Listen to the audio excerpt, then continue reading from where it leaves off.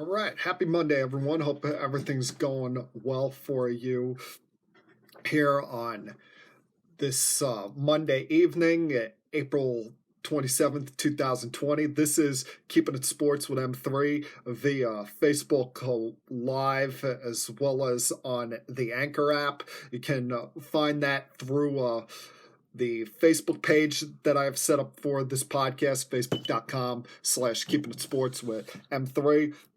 Just wanted to come up on here today, talk about some things going on my mind in sports right now during this crazy time. Thankfully, we still have some things to talk about to keep our minds off of the craziness that has been this pandemic.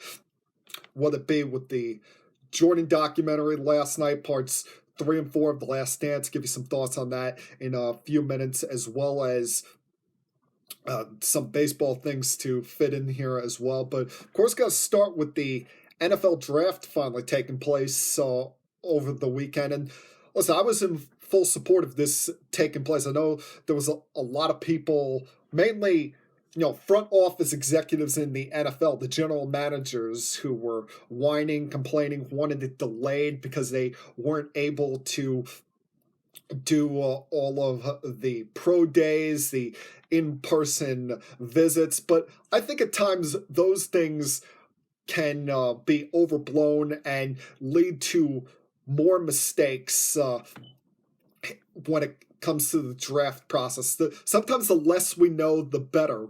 Watching tape, scouting can lead to better things for all of these general managers. So I was all right with the fact that we had the draft take place. It gave us something to watch, gave us something to take our minds off, especially on Thursday and Friday night. Saturday, when it comes to the 4th through 7th round, it's kind of a crapshoot there. You hope that you find a diamond in the rough. But the 1st through 3rd rounds, that's where, first round you expected to hopefully take a star, a guy that's a pillar of your franchise going forward. And in rounds 2 and 3, all you hope for is that you got quality starters there. Those are your premium picks of the draft, as well as the off season. When it comes to the draft, you have, the way I was brought up learning this is that you have really 6 premium spots, 3 top draft picks, and 3 big moves in the off season, and that helps build the foundation of your roster. Though, even though Roger Goodell can come off a little bit awkward at times when it comes to being in front of the camera, he handled himself as well as he could in this crazy spot. You could tell him getting a little bit bored or laxed in the later part of Friday night when he was sitting in his comfy chair or reclining chair, whatever. Wasn't in a suit and tie anymore, but thought he handled this pretty well, including, I like the fact that they, whether it was Skype or Zoom, that it's become a popular app these days, whatever it may be. I like the fact that they got fans involved in this, and you did have the usual booing of Roger Goodell. You had each team's fan base feel like they were part of it when it came to announcing the picks. And this was a draft we'll never forget because of the circumstances. But everyone, really handled themselves well as they could. The broadcast didn't seem to just lag. Everyone seemed to, handle their role well. It was a shame that didn't have Todd McShay part of this. Unfortunately, he's battling the coronavirus right now. Hopefully he gets better and is back at this next year. But the draft was a well-needed distraction, of a well-timed distraction, and it kind of went as scheduled early on. We expected Burrow to be taken 1 overall by the Bengals, the Redskins taking Chase Young, the Lions taking Jeff Okudah. Every mock draft out there, pretty much had that in sync. It's when we got to pick 4 with the Giants taking Andrew Thomas to beef up the offensive line. Kind of a little bit different there, considering most people had them taking Isaiah Simmons out of Clemson. But this is a big help for Daniel Jones, because Daniel Jones, his biggest flaw in his rookie season was his fumbling problem.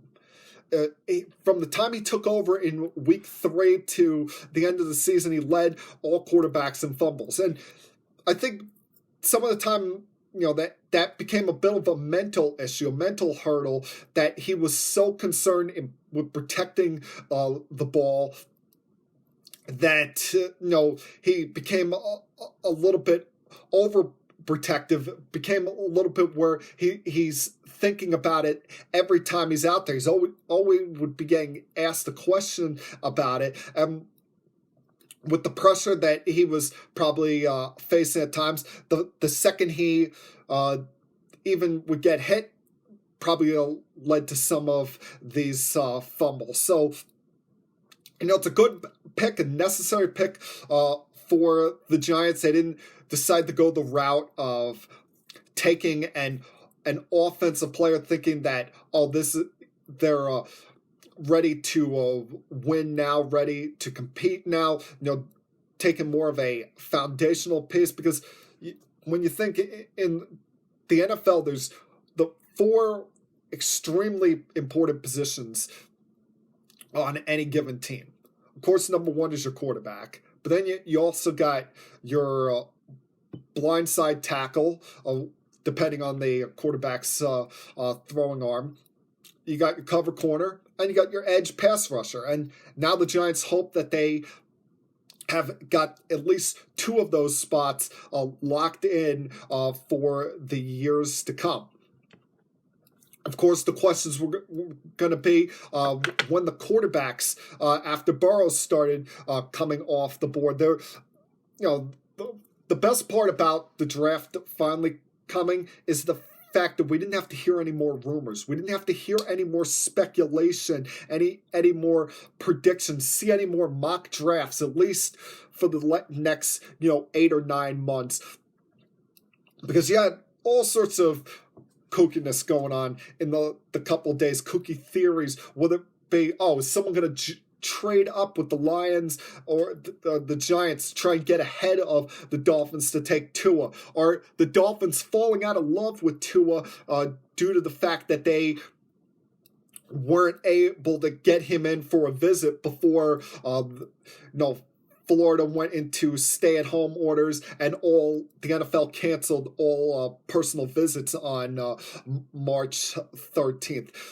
Where they started to love Herbert a little more. But they went and did what I thought was the logical thing and picked Tua Tagovailoa. Because, you look at the Dolphins right now, and they had a lot of draft picks. They had a better season than anyone expected. After starting off 0-7, were able to win 5 of their last 9 games, and it was viewed as an achievement, an accomplishment, considering they traded everyone away.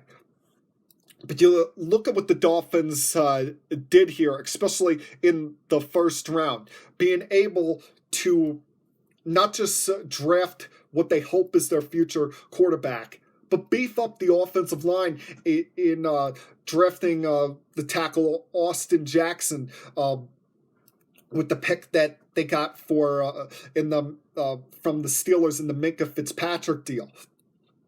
Able to give him some protection when he does get in there. And the best part about this for the Dolphins is they don't have to rush with Tua. They don't have to put him out there day one. And it's not just because of the hip thing. because we've seen the video, we've seen all the tape of his workouts.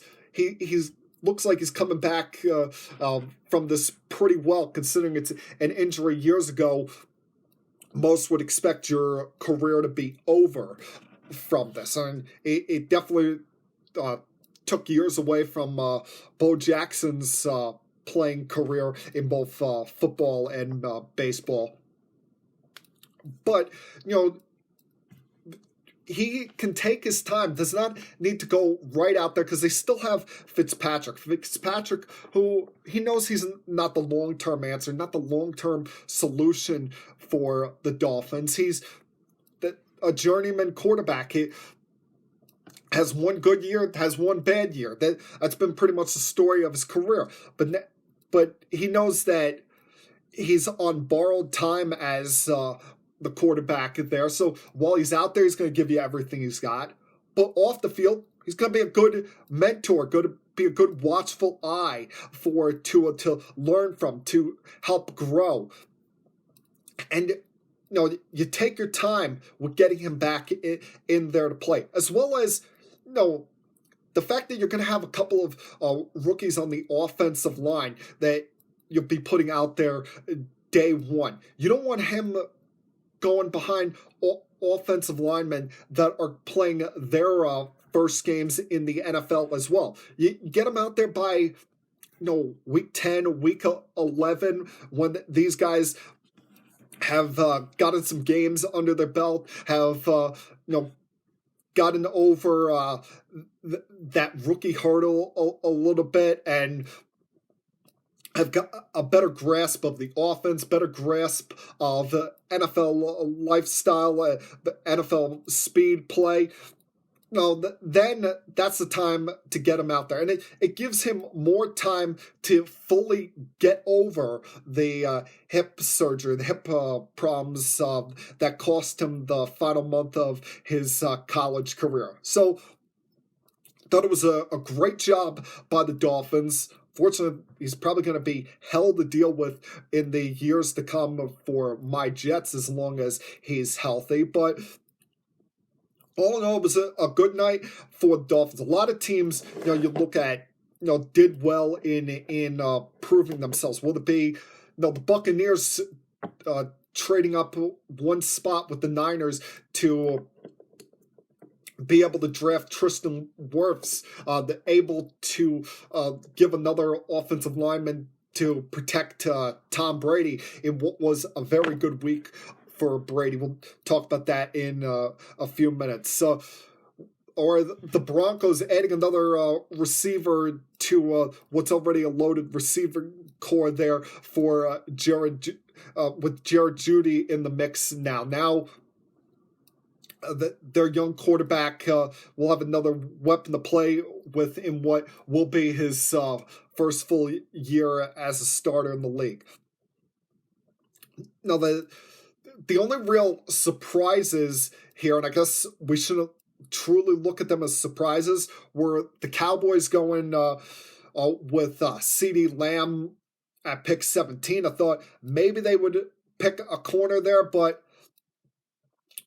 you've got arguably the best wide receiver in the draft falling to that spot when most expect him to go as early as 9 to the Jaguars and as late as 15 to the Broncos. You had to, give Dak, if he does get a contract anytime soon, that extra weapon, that extra piece there to play with. And it also, what it does in drafting Lamb, it puts some pressure on the rest of your wide receiver core, especially Amari Cooper, because if I'm reading correctly, he's not due any guaranteed money after the first year of the contract. So if, as Rex Ryan seems to believe, he decides to slack off in road games, isn't out there being that true number one guy, and here you got this young pup coming in and he's lighting the world on fire on the other side of the field, you just cut Coop loose after 1 year, And there you go. You got your new number one guy at wide receiver. Plus, it took away the ability of the Eagles to draft him. I know, they were able to get Jalen Rager a few picks later, but you had to think that was a guy that was on their radar, especially all the problems they had with keeping their wide receiver core healthy last year. Now, of course, on night one, there was one pick that had all of us floored, that had all of us looking at it and being like, what the hell is this? Why are you doing this? And that was the Packers selecting quarterback Jordan Love. Because it's not just the fact that they selected Jordan Love. They traded up to pick him. They traded up from 30 to 26 in a draft night trade with the Dolphins, a pick the Dolphins originally got from the Texans in the trade last year for Laramie Tunsil. They trade up 4 spots to get him when there was no threat of anyone getting him. Where they were in the draft, you look at the teams ahead of them, Seahawks, Ravens, Titans, all of them are locked in at quarterback. So it's why trade draft capital, move up 4 spots for a guy that was probably going to be sitting there. I mean, were you that concerned that a team like the Colts or the Patriots were going to trade back into the first round and get this kid?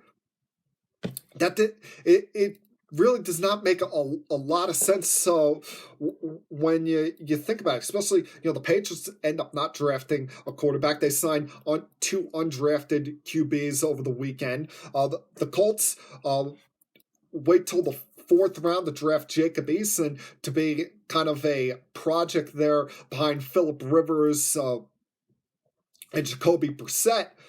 So they're locked in at quarterback. It didn't make a lot of sense why the Packers would trade up, especially at a time where they needed wide receiver help. They needed to add a weapon there, an offensive piece for Aaron Rodgers.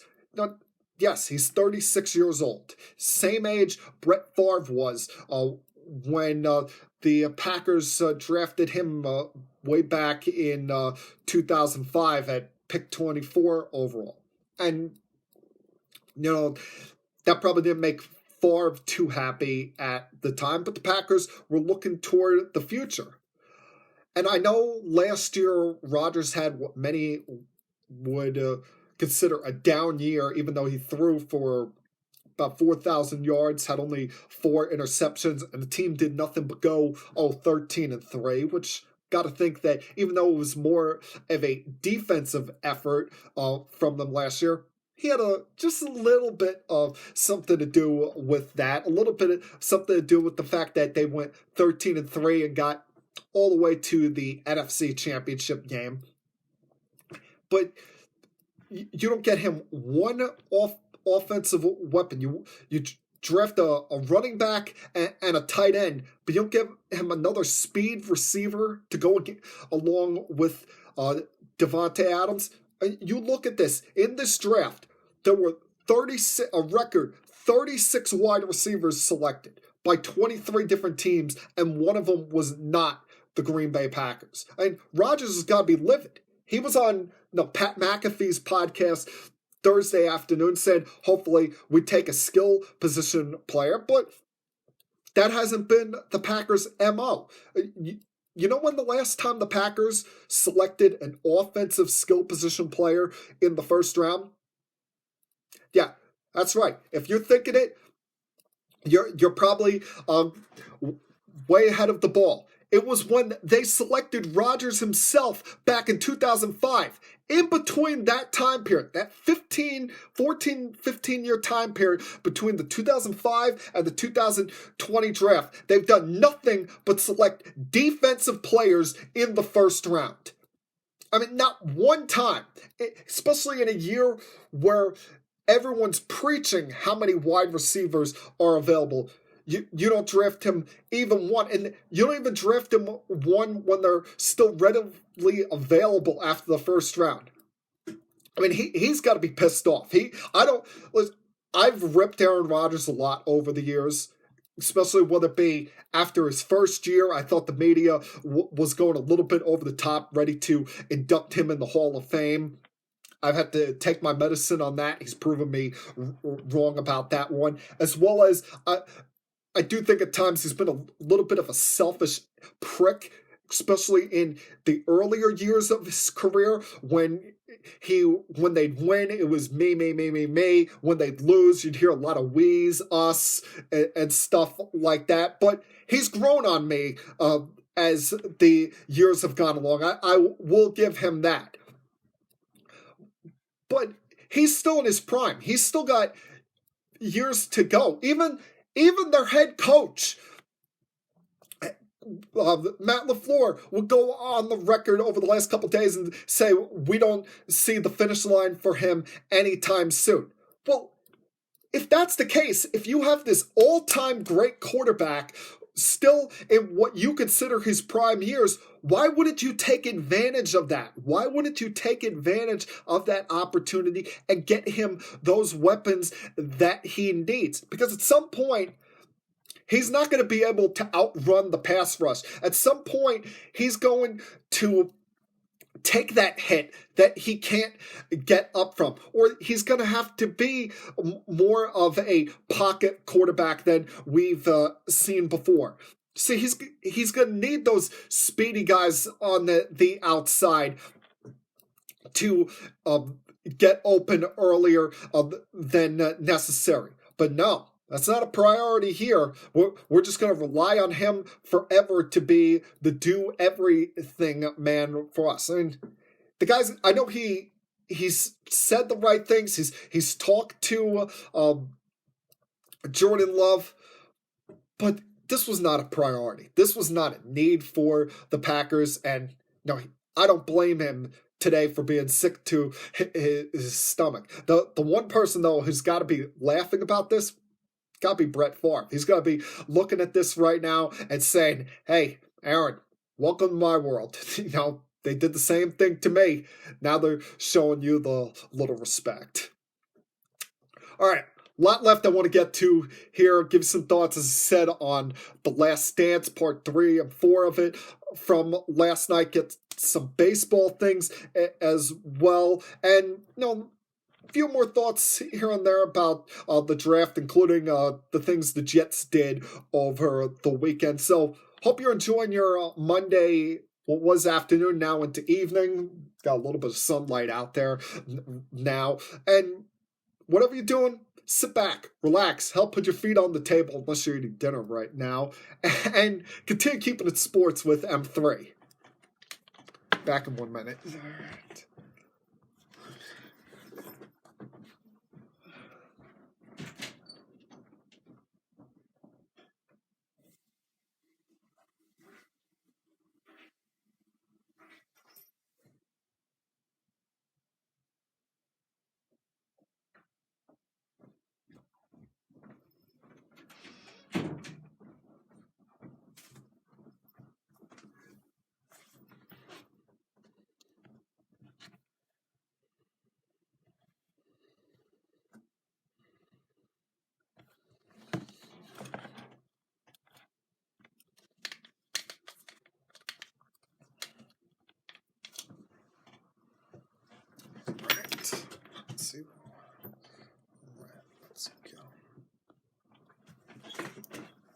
Got resituated here. Come on.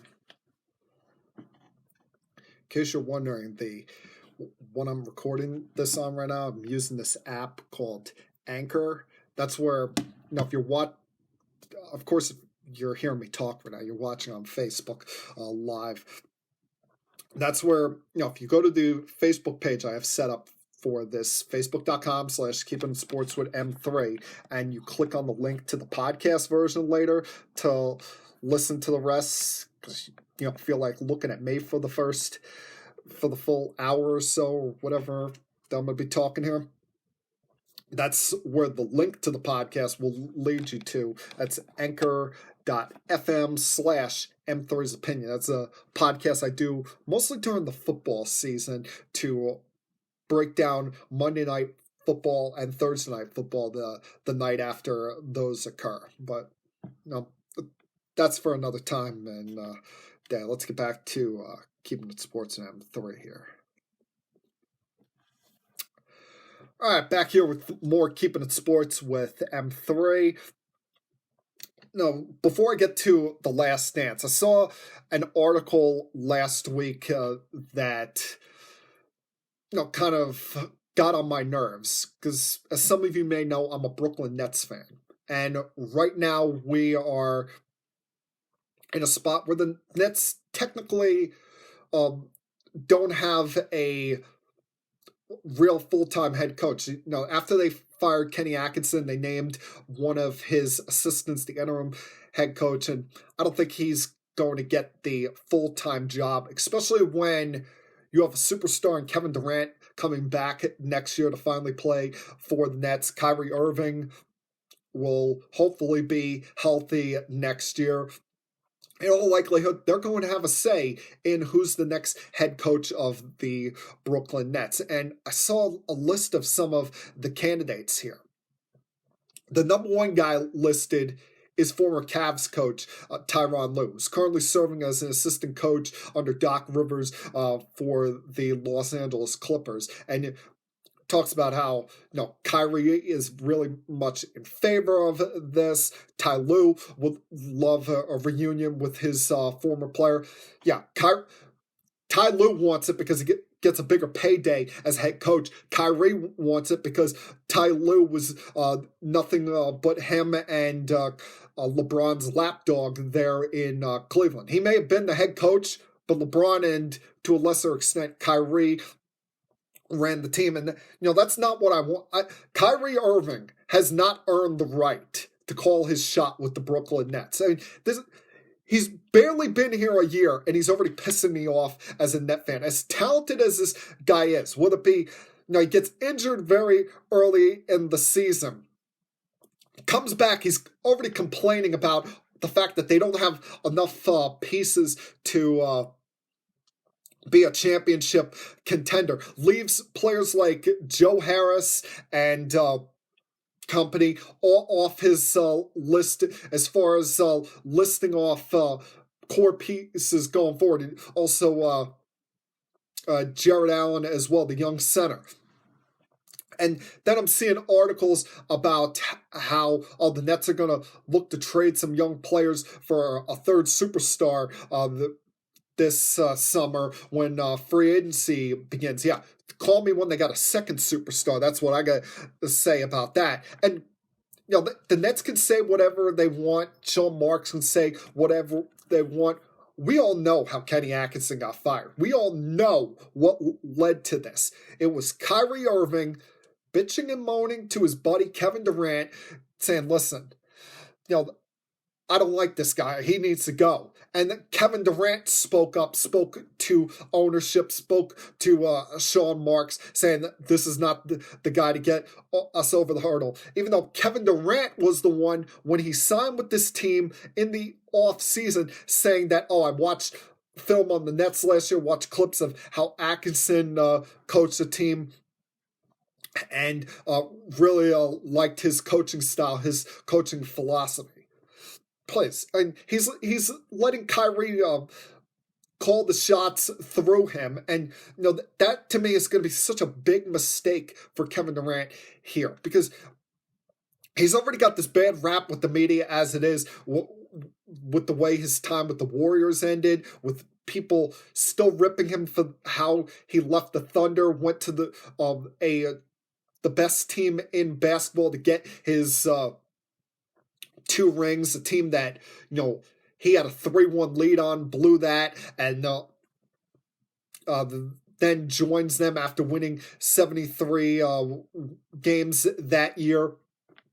He would they would go on to easily win the next 2 titles before he got hurt, and probably would have won a 3rd straight title against the Raptors if he had not gotten injured, because we saw how phenomenal he was in that 12-minute span in Game 5. But to me, I know he's friends with the guy and everything, but to me, the big mistake he's making is hitching himself to Kyrie Irving. Because Kyrie Irving, as far as them being equals, it is going to be a disaster with the Nets. You have to when you come in next year, from day one, you have to let it be known you're the alpha and Kyrie's right here. There's no level between you guys. It's not 1 and 1A. It's more like a 1 and you're like 2B as far as he's concerned. Especially if they do, as the rumors are saying, and bring in another all-star piece during this offseason. Who I can't even figure out who that could be available. And hell, the offseason, for all I know, may not even start till September if they're able to get the season going again during this summer, with the fact that in some places they're opening the team facilities for individual workouts. We'll see what that leads to. But you look at some of the other candidates for possibly the Nets job. You got the usual suspects: Mark Jackson, Jeff Van Gundy. Van Gundy, till the end of time, is going to be listed as a candidate for every head coaching job in major markets that open up. And what's it been, 10 years since he's been a head coach in the league? And this is starting to become like John Gruden with the NFL. At what point are we going to stop these rumors? Are we going to stop the speculation? Hell, no. I guess the better example is probably Bill Cowher in the NFL. People have been waiting since the day Cowher left after 2006 for him to come back as a head coach, and that day still hasn't come. That day still hasn't arisen, and is probably not going to happen. The same with Van Gundy. It's less stressful, his job now, less travel, less of a chance to get annoyed. They don't count wins and losses with what he's doing, and he's great at it. Plus, we'd be losing out on a great TV analyst if he went back to it. And then, finally on this list, how dare they list Jason Kidd as a candidate to be the next head coach of the Nets? That one just makes me sick to my stomach. I mean, do we really want a repeat of history? Do we really? Again, he's a Nets legend. I personally wish, after what happened last time, the way he got power hungry and greedy, forcing his way out as head coach to go to Milwaukee, that they would have ripped that number down from the rafters and set it on fire. But I'm surprised that he did not kick Frank Vogel out of the way and become the head coach of the Lakers already, because that's what kind of backstabber Jason Kidd is. He's not a great guy. Now, let me get to something more pleasant here. Something that makes myself and everyone else a little more happy. And that is part 3 and 4, excuse me. Math wasn't a strong subject of mine. People failed it 3 times in college. Anyway, let's get to part 3 and 4 of The Last Dance from last night. You could argue that the coverage of this, or the story of The Last Dance, is a little bit one-sided. There hasn't been anything truly negative against Jordan yet, and the likes of Jerry Krause, Jerry Reinsdorf, and Scottie Pippen have been made to look bad through this. Throughout, and there's a little too much ass kissing of Michael Jordan, but that doesn't take away from how great this has been so far. That the fastest 2 hours of each and every single one of us this week. As I said last week, if you're not watching this yet, what the hell is wrong with you? And this week was a week I was waiting for, a week where it would be a little bit more centered on Dennis Rodman, because to me, he's the most interesting individual in NBA history. Not just because of his goofy hairstyle, all the rings that he wears on his face, how he's just a different guy, but how he got here, his upbringing. Hearing about that was interesting. The fact that he essentially lived on the streets for 2 years after getting kicked out of his house, to then going to two different smaller schools for college, including Southeastern Oklahoma State, to learning his role as a player early on in his days with the Pistons, because people forget it. He didn't have the same luck as Jordan and Pippen had, where they came in and from day one they were starters. He was a role player on the bench, playing about 15 minutes a night for the bad boy Pistons in the late 80s.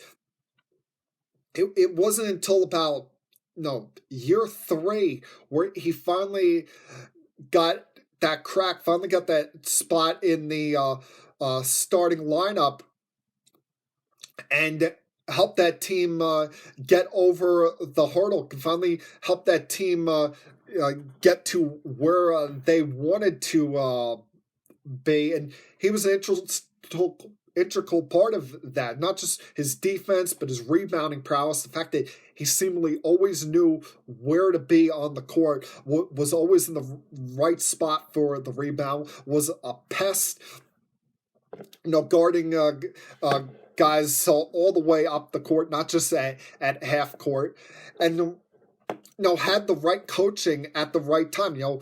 Chuck Daly knew to just leave him alone, let him be himself, let him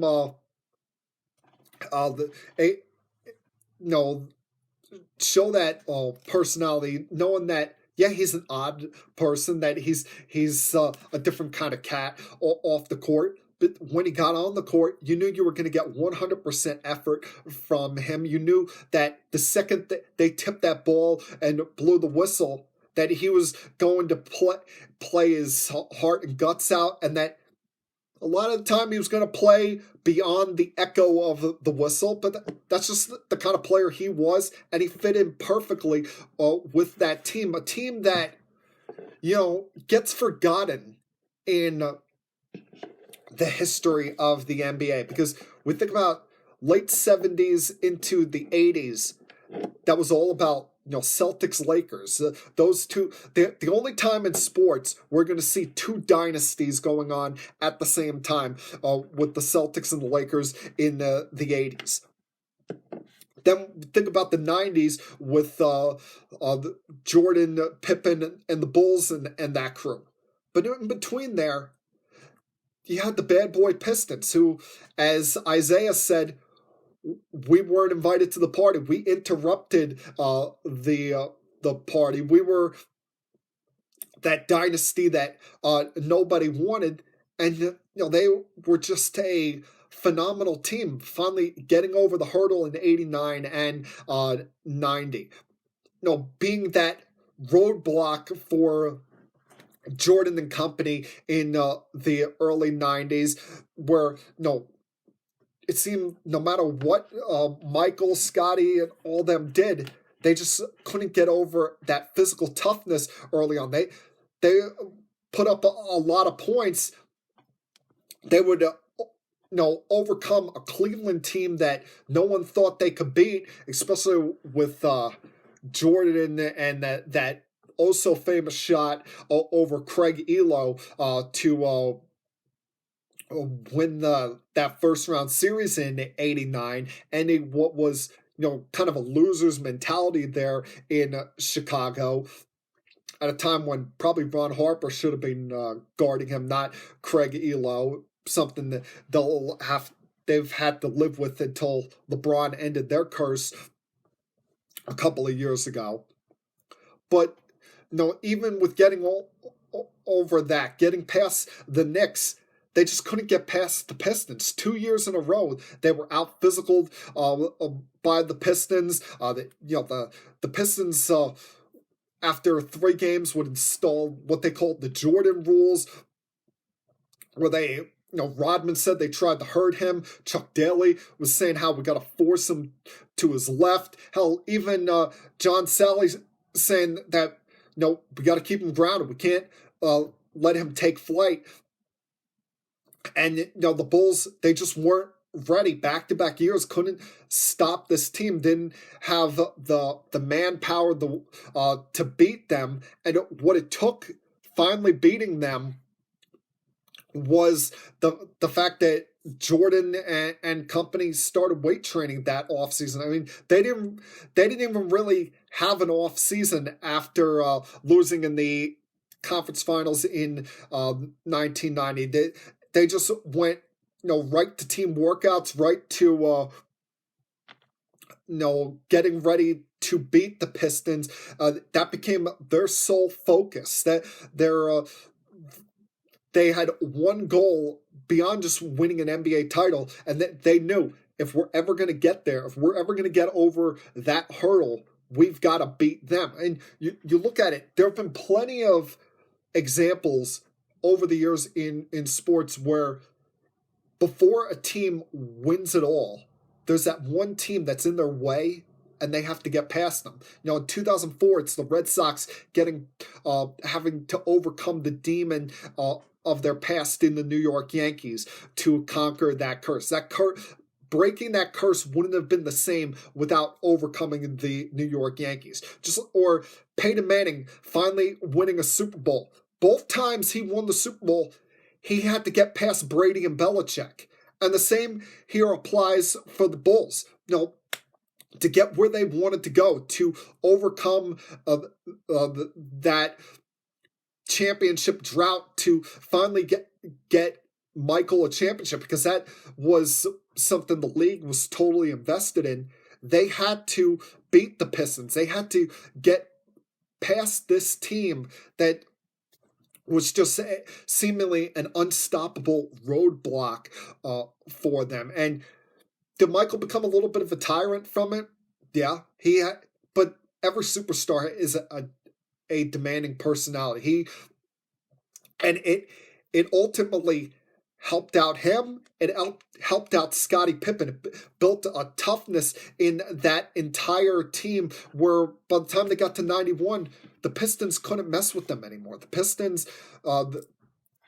even with that flagrant foul by Rodman early in Game 4 against Pippen, they couldn't mentally break this team anymore. And it all started in the summer off-season of 1990 in not just bulking up, becoming tougher, stop complaining every time to the refs, every time Piston touched them, but also they got more in tune with the triangle offense. And Phil was a big part of this last night. Last night gave me a better perspective than I've had my entire life over Phil Jackson, because I've always viewed Phil as just that guy that was right place, right time. He was always handed teams that were ready to win. But you look, he was more willing to accept Tex Winter's triangle offensive mindset than was Doug Collins. That's why Doug Collins got fired midway through the 89-90 season. And while it started to work for them as the season went along, how they even forced a seventh game against the Pistons, they still needed that extra layer to get over them. And that summer and that year leading into it, into 91, getting better acquitted to this offense, and having Michael accept it, having him better understand it, realizing that he didn't need the ball in his hands all the time. He didn't need to be Superman on every play. It not just benefited his health, it benefited the rest of the team, especially Scottie Pippen, because he goes from being a point guard to being really the first of what we would come to know as a point forward.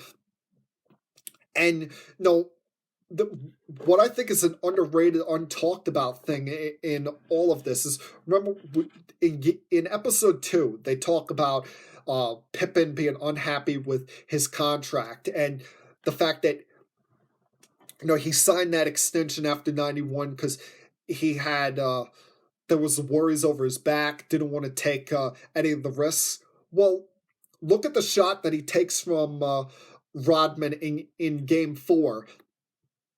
The flagrant foul there. Even though he gets up, continues to play strong, that probably had something to do with the back concerns, probably the back issues, and why he knew he couldn't take the risk with going to free agency after the next year. Wanted to get a little more of the security in there. And yes, this show would continue to, make Michael look good, especially with how dominant he was in the finals in 91.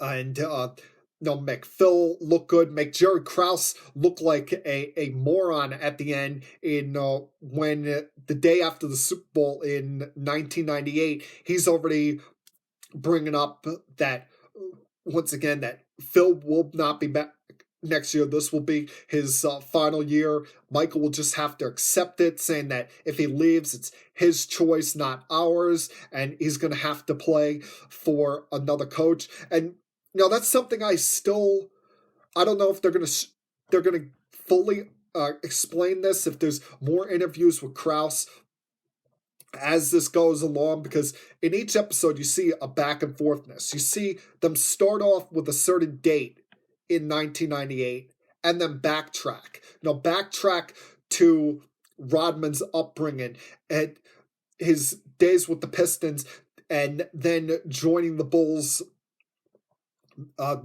before the second repeat, and how he wasn't fully embraced by the fan base, but was right away embraced by Michael and Scotty, and how he developed such a close relationship with Phil before they'd once again come back to present day, or what the story is mostly about, as they've referred to it, the Last Dance, the 98 season.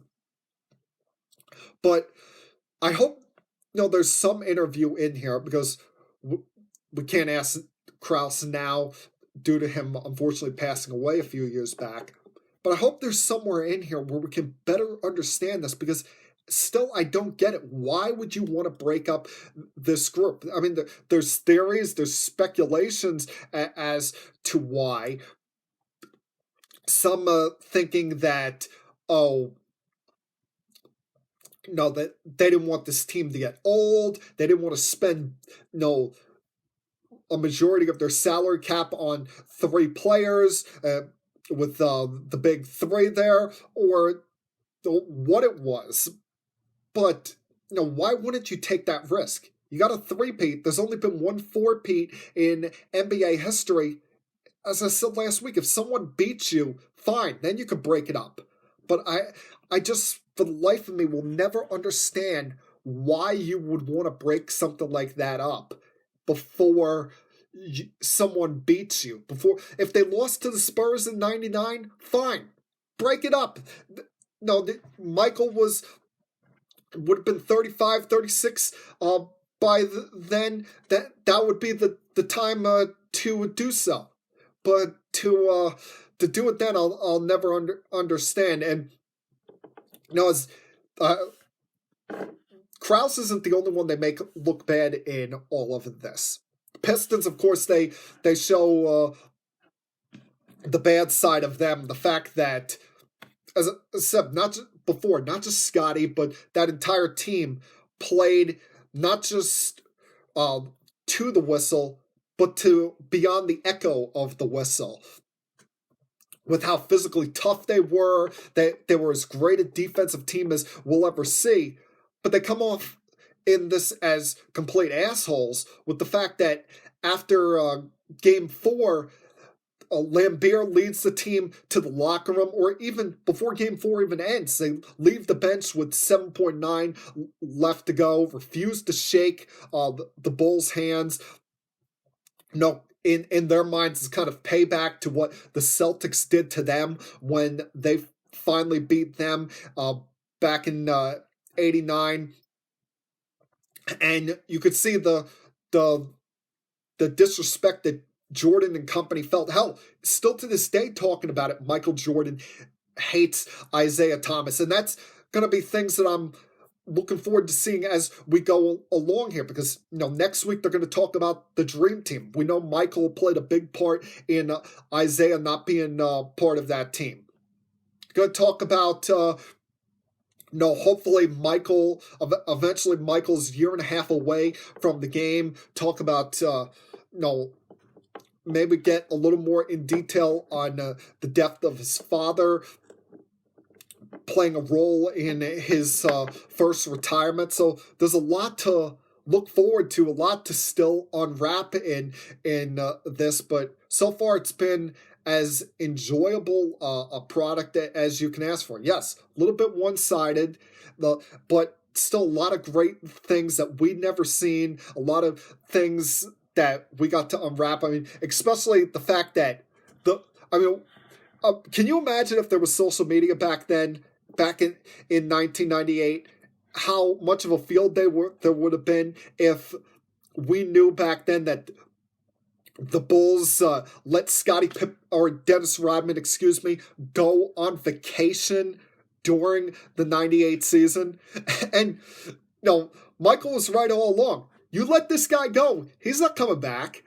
We're going to have to go get him. And I love the fact that at the beginning of hour 2, they come on the screen and say, Dennis has now been away from the team with the permission for 24 hours. And then you start seeing the hours tick up, to the point where it's past 48 hours, gets to 86 hours, and the word without permission comes on the screen. I thought that was hysterical. And then to even get the perspective of his girlfriend at the time, Carmen Electra, to Michael saying that, no, we have to go get him. That it was just hysterical. This has been the best 2 hours of my week, the last 2 weeks. And as I said earlier, I'll say this again. If you're not watching this from 9 to 11 every Sunday night, what the hell is wrong with you? All right, going to take another break here real quick. Be back in a minute. Touch on some things in baseball. Continue keeping it sports with M3.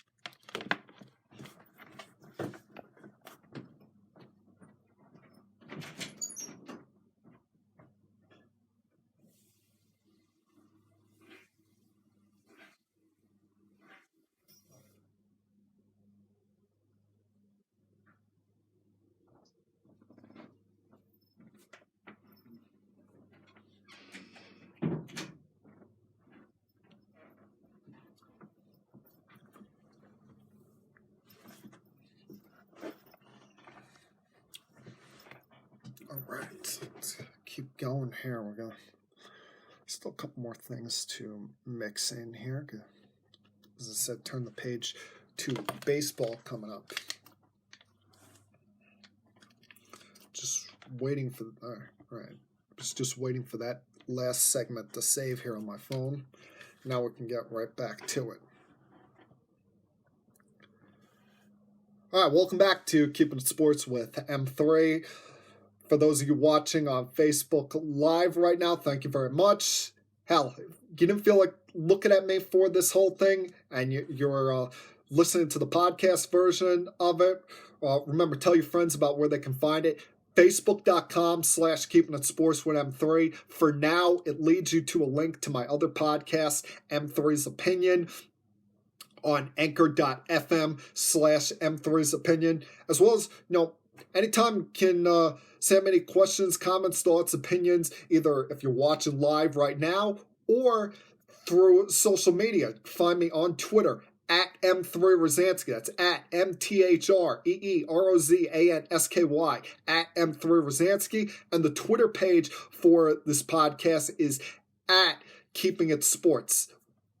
So those are where you can find me on social media. Now, there hasn't been much rumbling about Major League Baseball yet, and you got to know, it is breaking my heart that I was looking forward to this season so much before everything went to hell in a handbasket on March 11th. Continuing to watch the young careers of Aaron Judge, Gleyber Torres, Gary Sanchez, the return of Miguel Andujar, no matter where they were going to put him, left field, first base, third base. Hell, I'm surprised they didn't get him some work at second base as well. DH, you knew that potent bat was going to be in there. They finally get Garrett Cole after all these years. After their third try of getting him, it takes 11 years and 3 attempts, but they get their white whale finally. And as well as some of these pitching prospects that everyone was excited about in spring training, finally getting potentially a shot with the big league club as the year will go along. And all of that has been put on hold because of this pandemic. And it personally hurts because baseball is my favorite sport, and there's no other sports to grasp onto right now unless you're somehow some way considering the WWE a sport, which even as much of a fan of it as I am, I don't consider that a sport. Athletic entertainment, but it's not a sport. But there is baseball in our future.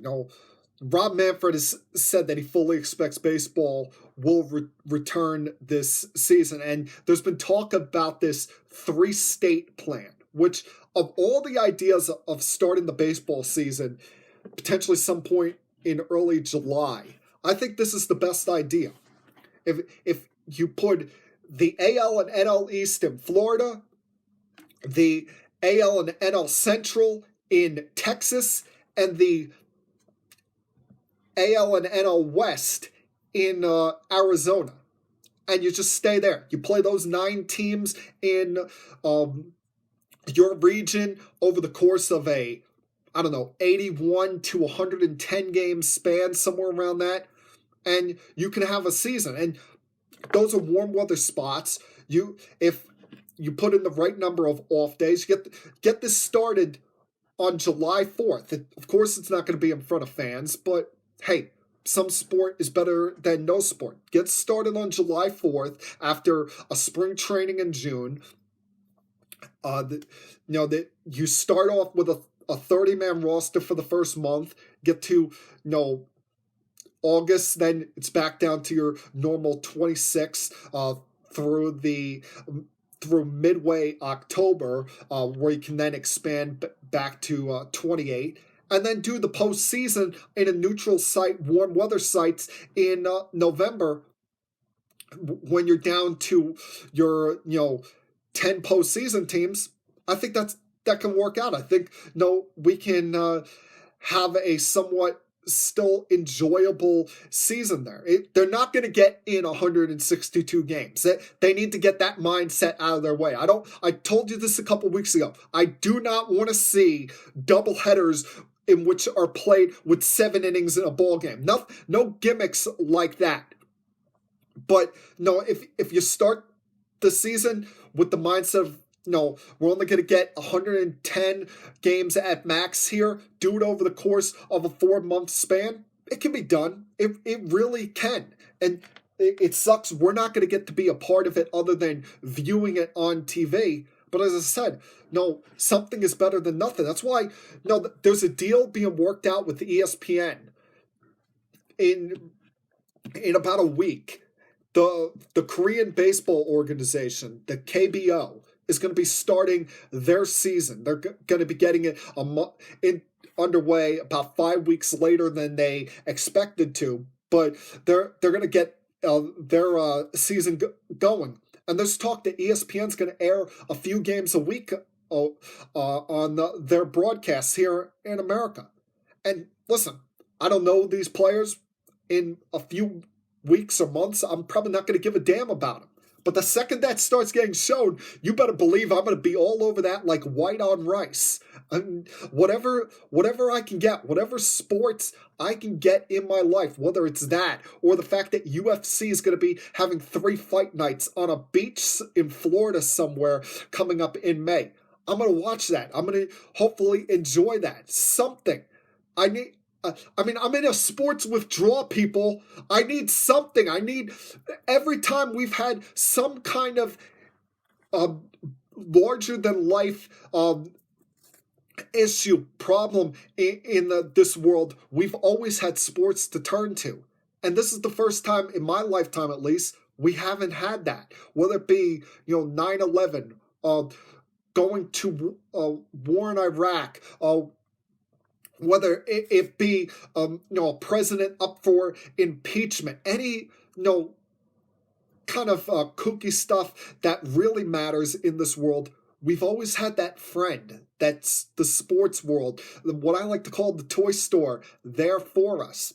And unfortunately, for right now, it's been taken from us. And I'm looking forward to that day. I'm looking forward to hearing those oh-so-famous words of play ball, or hearing the whistle blow and a puck dropping in the NHL game, or the whistle blow and the ball being tipped in the air, or even if, I don't get any of that this summer and, the NFL's the first one back. Whatever it is, just something.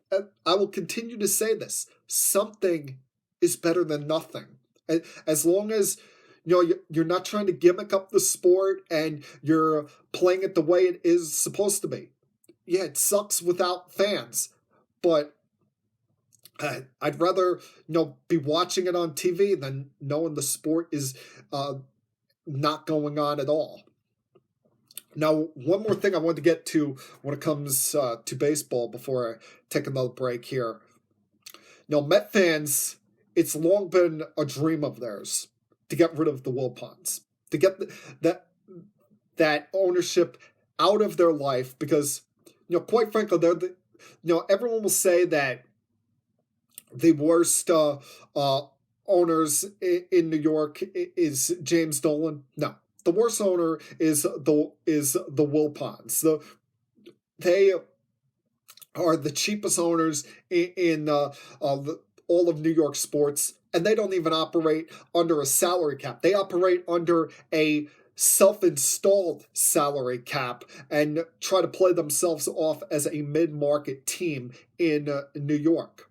And Met fans had the hopes and dreams of that knight in shining armor coming to save the day for them back in late December, early January, when the dream was there. It looked like Steve Cohen was going to buy the Mets, with some caveats. The fact that he wasn't going to get full control of the team until about 5 years from now.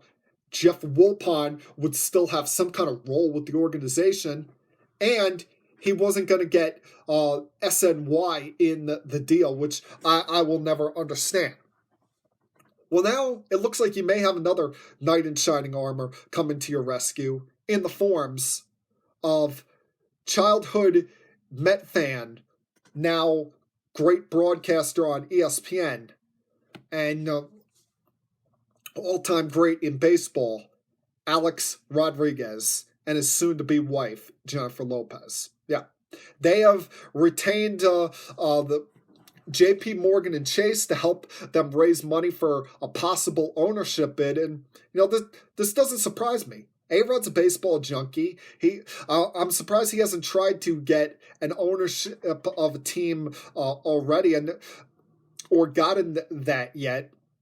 And I know, I read this last week about how he tried to buy the Marlins before Jeter did. And if all the reports are true, now they're saying how the Mets now could be had for $1.3 billion compared to before, when it looked like they were going to sell to Cohen at $2.6 billion. If you're A-Rod, now's the time to buy the team. If that report is true, now's not the time for the Wilpons to sell. selling it at half what you could have previously gotten, because then you just look like morons. You come away with egg on your face. But if you're Alex Rodriguez, if you're Jennifer Lopez, you got a chance to get a New York sports franchise and get it for a cool 1.3 bill. You got to run with that, as long as I mentioned before, a couple of those caveats are answered. You got to make sure you get SMY, because any big market team with a regional sports network is worth its weight in gold. That's a cash cow right there. You make more money, so much more money comes to these teams off the TV deals and the ownership of their regional sports network than do the fans going to the ballpark and buying tickets, buying souvenirs, any of that stuff. So you definitely got to make sure you get SMY. You got to make sure you get the team right away, because, I mean, that'd be like going out buying a car and being told, you can't drive it for a couple of years. Or, hey, you got to let me have the first 100,000 miles of it when you go buy a new car at a dealership somewhere. I mean, how does that make sense? You get the new toy, you want to play with it right away. No 5-year grace period. That never made any sense. When I first heard that, I'm like, this is going to fall apart. This will definitely fall apart. And you definitely, if you get ownership of the team, you got to clean the slate. You can't have the Wilpons still in-house. You don't buy the house and let the old owners still live in there. I mean, that's essentially what it would be if you let Jeff Wilpon keep a role in the organization. Be saying, all right, you can buy this, but I still want to control this. I mean, what way does that make sense? What business mind would ever agree to something like that? Makes absolutely no sense to me. All right, I'm going to collect my thoughts here, take one last quick break, come back on the other side, and finish things up. Continue keeping the sports with M3.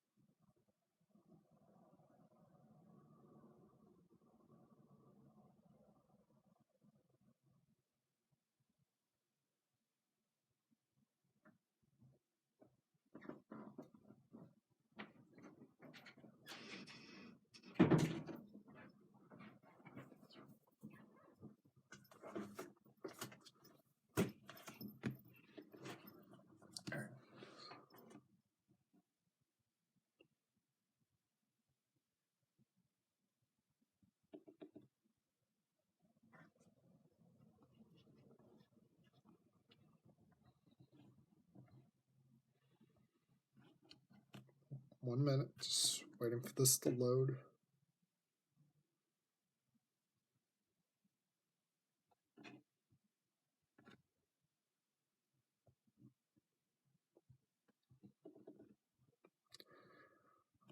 All right, let's finish this up strong.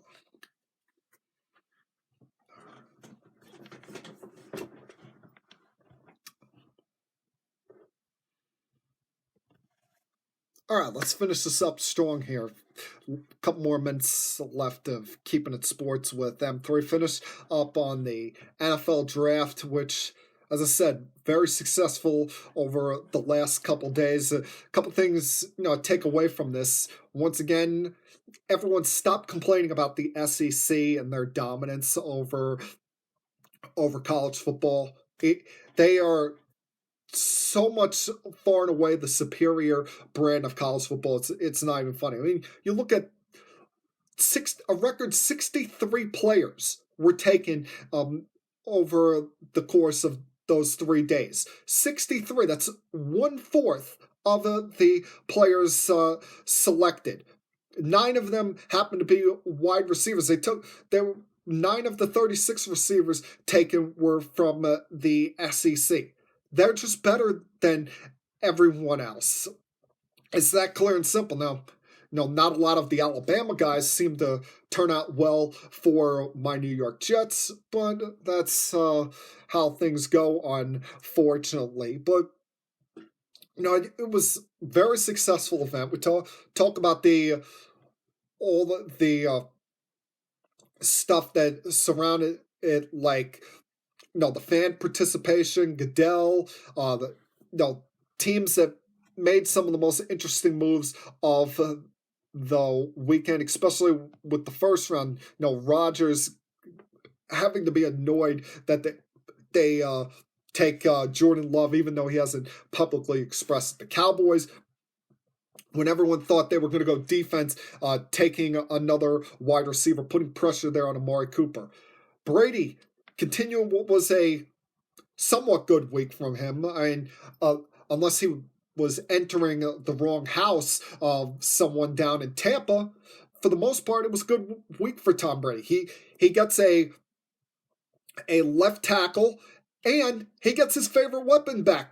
Rob Gronkowski coming out of retirement, which,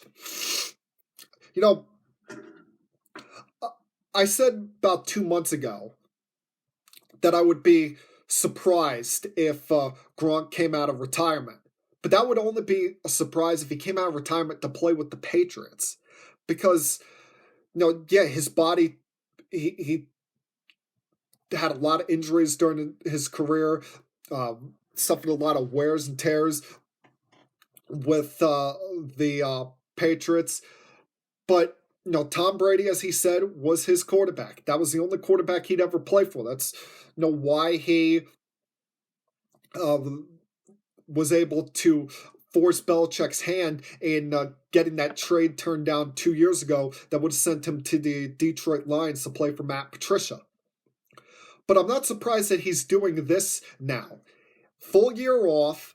Yeah, he hasn't been weight training a lot, but he's probably motivated to prove something to everyone else and prove something to himself. He got to go out there and see what other things he could do. Will it be on TV for Fox?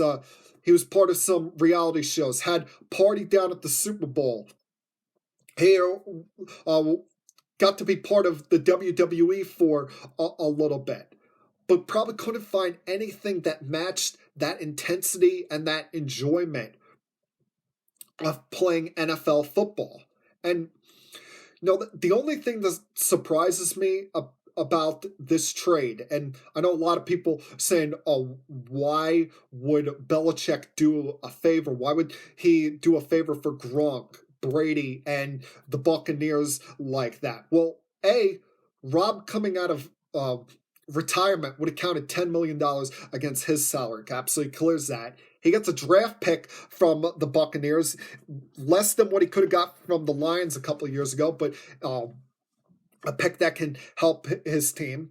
Obviously shows that there's no hard feelings between him and Tom, or not as much bad feelings as we all thought there was between the two of them. The only thing that really surprises me about this trade is that he didn't try and get a tight end back in the deal. I mean, I'm sure if he would have pushed for it, rather than the 4th round pick, he probably could have got a lesser pick along with O.J. Howard back in this deal.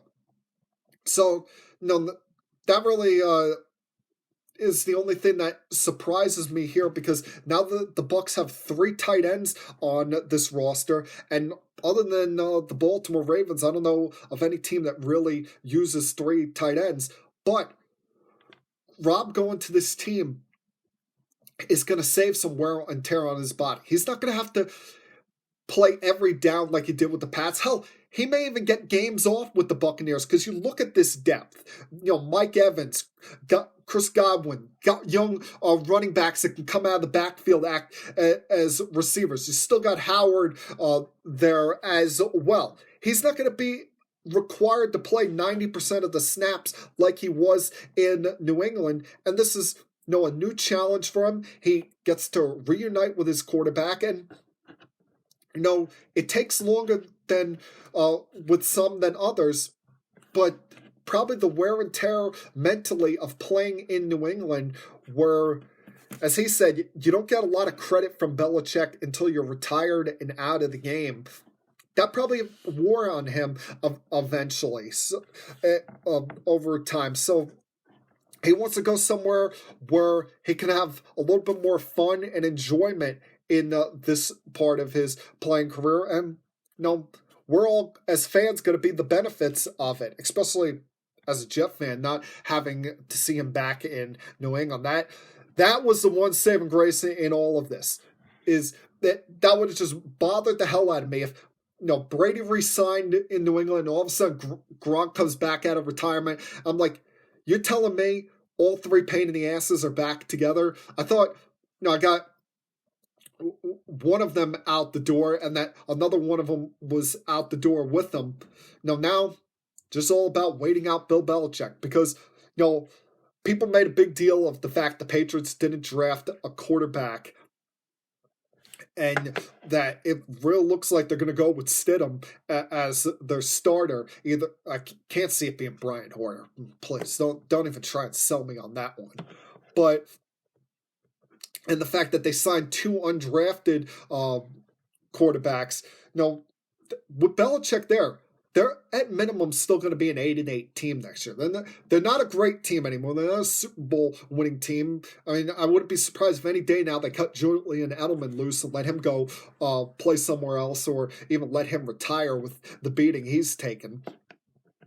But they're still going to be, a minimum middle of the pack team, at least in contention for the AFC East with the Buffalo Bills this year, who are the favorites and deservedly so in that division.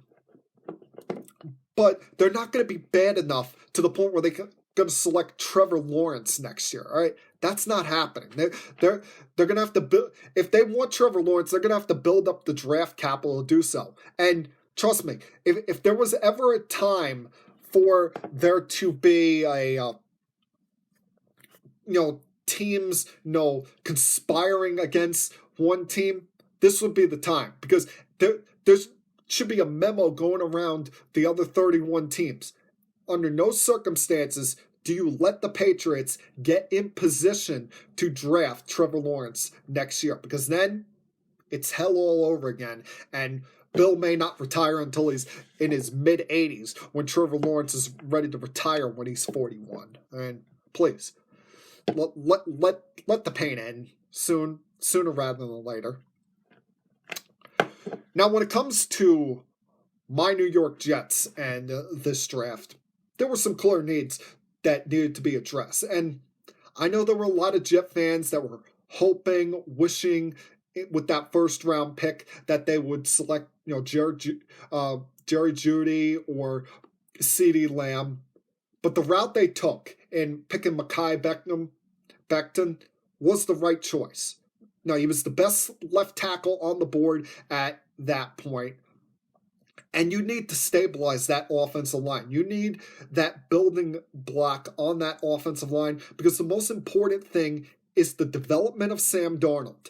And he's not going to be able to develop unless you protect him, unless you keep him standing upright.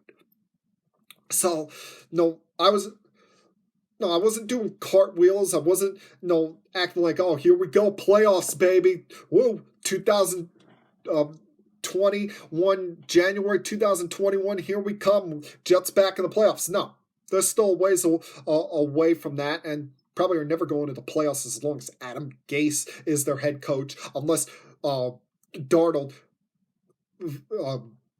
vastly outplays his horrible coaching scheme. But I'm like, you know what? One of the best drafts the Jets ever had was that 2006 draft when they took DeBrickashaw Ferguson with the 4th overall pick and traded back into the first round and selected Mengel at 30. And now we get another one of those drafts where, it's not sexy, but it's a smart pick. It's the right pick. And, they addressed the wide receiver position in the second round, traded back to do so, but got a wide receiver. We're able to bring in the wide out from Baylor, Denzel Mims. Can't say I watched a lot of Baylor football, but watching the highlights, he reminds me a bit of Robbie Anderson, who they had just let go as a free agent. And what I like about this kid is, he's coming in with a little bit of a chip on his shoulder. He thought he was going to be a first-round pick, thought he should have been a day one guy. Now he's got something to prove to everyone. Now he's got something to say, all right, I had to wait behind 58 other players to hear my name proven or called, excuse me. I'll show you that I should have been a first-round pick. I should have been thought of up there with the likes of Judy, Lamb, and Ruggs. Not saying he's as good as those guys, but it's a mindset now that he's got installed there. Not sure what they were doing in the 4th round here with some of these guys that they were taking here.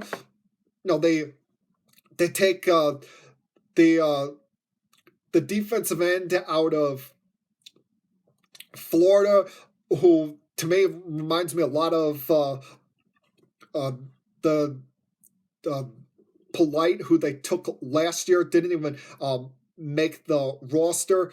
I do like taking LaMichael Pirine, although problem is Adam Gase doesn't feature the running back a lot. So if he doesn't act like Le'Veon Bell is on the team, what the hell is he gonna do with this kid? The other 2 4th round picks were kind of questionable to me. I mean, James Morgan out of FIU, and that you could have had this kid in the 6th or 7th round. Hell, you could have signed him as an undrafted free agent because you were the only team that met with him at the combine. But they did add another offensive lineman in this tackle, Cameron Clark. I do wish, after seeing the price tag that it was for Trent Williams going to the 49ers after them revealing that Joe Staley's going to retire, I do wish the Jets would have got in on that. But, with their 5th round pick, they picked a player that, once again, got something to prove, got something to show people with the corner out of UCLA, Bryce Hall, a guy that many people thought could be a 2nd round pick. But due to injuries, he slipped down in the draft. So, they got some guys that, have some things to prove to people in Mims and Hall. Hell, even Becton, because he got a bad rap coming into this with the fact that something popped up on his drug test, when it comes to marijuana usage. And, he said, one-time mistake, I'm going to show you all that I slipped up once and it's not going to happen again. No, I'll give the kid a break on that, and hopefully that's the case. And all in all, for Joe Douglas's first draft, they came away with pieces they needed, but I need to see them play it out on the field. Need to see how it's going to work out when you get Beckham in there at left tackle. As I said, I would have liked to have seen them trade for Trent Williams, because then you can ease Becton in at right tackle, but can't complain too much about that pick. Would have liked to have seen them add more than one wide receiver, but maybe that's why they drafted LaMichael Pirine to play a role as a wide receiver out of the backfield if Gase ever decides to scheme anything interesting.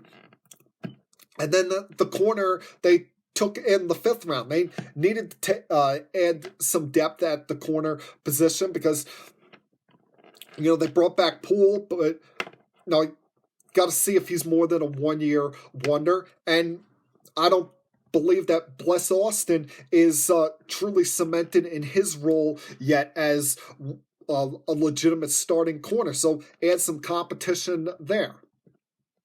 No, all in all, it's on paper a solid draft for the Jets, but want to see it play out on the field. Look forward to seeing it play out on the field before I determine if it was a good draft, great draft. I mean, all of these people out there that are doing these gradings on these drafts, no, saying, oh, this team got an A on that, this team failed the draft, this team got a B plus on that draft. We don't know. You don't know, I don't know, they don't know until we see this all play out on the field. Someone we thought was great could be a bust. Someone who we thought was just a late round pick could turn out to be shock us and be a star. We never know. It's all just a crapshoot. You think you know, you hope you know, but in the end, none of us truly know. And hopefully someday, one of these drafts along the way will help lead to ending my mental pain, my anxiety, my cynicalness as a New York Jet fan. Because you think I want to be negative about this stuff? You think I want to sit here and be negative and be the angry 31-year-old always complaining about the New York Jets? No. I want to see them win. I want to be wrong about Adam Gase. I want to be wrong about things that go on in the Jets organization. I want to see that moment where Sam Darnold is holding the Lombardi trophy over his head. I want to see that dream realized. But until then, until that day comes, I really have no reason to be positive of them and think, until proven otherwise, same old Jets. That's just, unfortunately, what I've been grown on here. But hey, we'll see what happens. We'll see what happens when these guys, get on the field, and hopefully, some of them, in the case of Becton, Mims, Hall, and even Ashton Davis, who they took in the third round, see him get on the field as a special teams guy and maybe a little bit at corner and safety, see them help be part of the turnaround and finally end this drought of the Jets not being in the postseason, because that's all I really want. That's all I really want to see, so I can finally start to believe it's all possible. I don't know if what I just said, any of it really made sense. Probably starting to ramble on here. So with that, everyone, that, my friends, was Keeping It Sports with M3 from Monday, April 27th, 2020. Everyone have a great night, great week. Remember, stay safe, stay healthy, stay home. We're seeing positive signs from this social distancing. Are we there yet? No. But we're going to get there. We're going to be okay.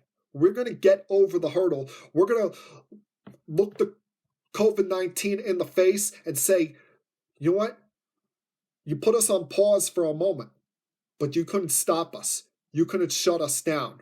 We're more powerful than you, and we overcame you. And we're going to look back on that eventually and realize how much stronger we were as a nation because of that. For now, everyone, enjoy your night, and I'll talk to you again same time next week. Peace.